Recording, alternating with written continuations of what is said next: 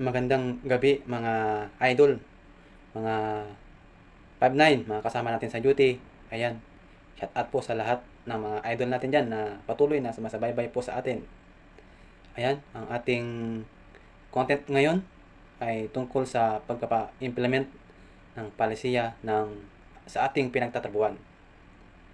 So, ang motto ng gwardiya, no ID, no entry.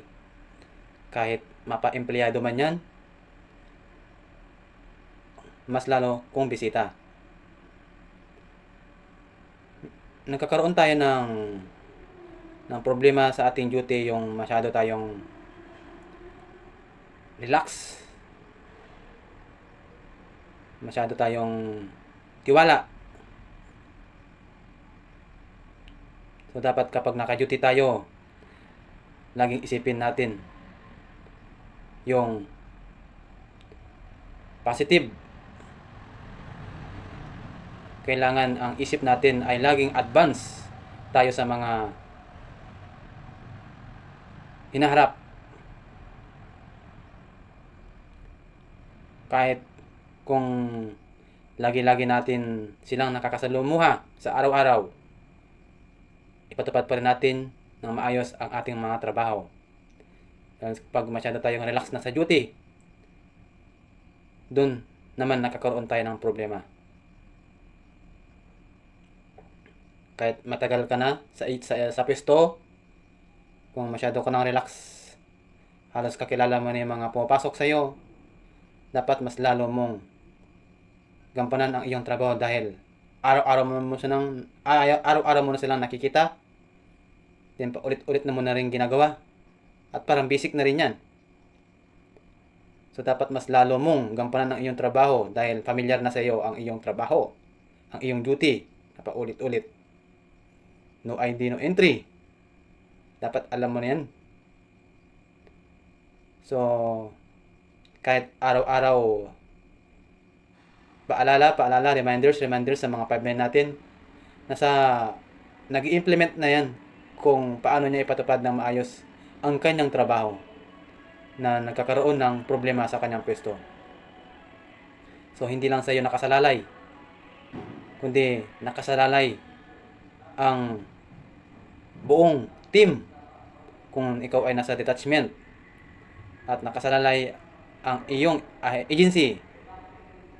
So, nasa iyo lahat nakasalalay. So, ingat lang tayo mga 5-9 sa ating trabaho, mga idol. Gawin lang na natin ng maayos ang ating trabaho. Huwag tayong matakot, huwag tayong mag-atubili na ipatupad na maayos ang ating trabaho basta nasa tama tayo. Mahirap yung nakakaroon ka ng problema sa iyong pwesto. Dahil marami ang nakasalalay sa bawat nagkakamali tayo sa ating duty. Although walang perpekto sa security, nagkakaroon tayo ng problema. Pero para maiwasan ang mga ito, gampanan natin ng maayos ang ating trabaho.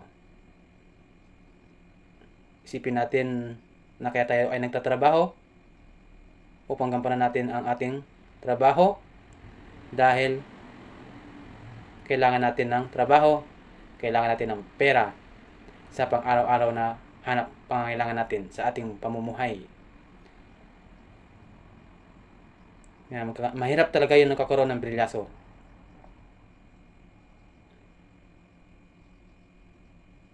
Ano ba yung nakasaad sa 11 General Orders number 1? To take charge of the post and all company properties in view, protect, preserve with utmost diligence. Sa Tagalog, buong sikasig. Yan. Masikap kong babantayan ng malapitan lahat ng bagay o istruktura na pwedeng pagtaguan ng papasok na palihim. Babantayan ko rin ang mga magpagdudulot ng sugat at pinsala sa buhay at ari-arian. Yan ang Tagalog virtues ng 11 General Orders number 1. Number 2, to walk in alert manner during my tour of duty and observing everything that take place within the sight or hearing. Ang Tagalog niya, para maintindihan natin mga idol, handa mapagmasid. Ako'y lagi na sa aking mga paa at uupo lamang kung may gagawing administratibong bagay. Hindi ako aasa lamang sa aking pandinig, kundi pagkus, palakasin ko na ang aking pakiramdam, tulad ng pang-amoy, pandama at panglasa. At kung kinakailangan, gagamitin ko ang aking kutob upang mahadlangan ang mga napimpintong panganib. So yun mga 5-9, nasa atin talaga nakasalalay ang ating binabantayan.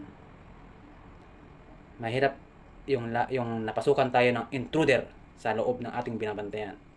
Kaya lalo sa panahon ngayon, mga 5-9, mag-ingat po tayo, mag-ingat po tayo, mag-ingat po tayo sa ating duty. Dahil kung mahal mo yung trabaho mo, gampanan mo ng maayos ang iyong trabaho. So nasa nagpapatupad na rin talaga yan. Kung talagang mahal mo yung trabaho mo, sana wag ka mandamay. Ayan, mga 5-9, mga idol. Maraming salamat po sa inyong lahat. Keep safe always, mga idol natin dyan. Bye-bye.